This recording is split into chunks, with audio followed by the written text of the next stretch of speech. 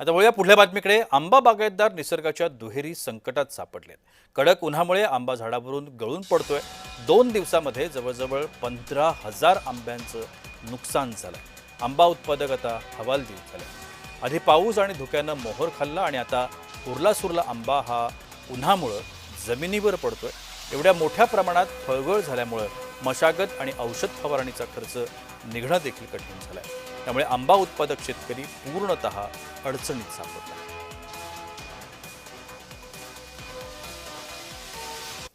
24 ते 27 degree temperature हे त्याचं कम्फर्टेबल झोन आहे. आता पण 35 पर्यंत 34 पर्यंत साधारणतः तो चांगल्या पद्धतीने सामना देऊ शकतो. परंतु त्याच्यानंतर वाढणारी पुढची प्रत्येक डिग्री साधारणतः 10 ते 15% नुकसान करते आणि जेव्हा ते 40-42 पर्यंत जातं तेव्हा ते 100% नुकसान करतं.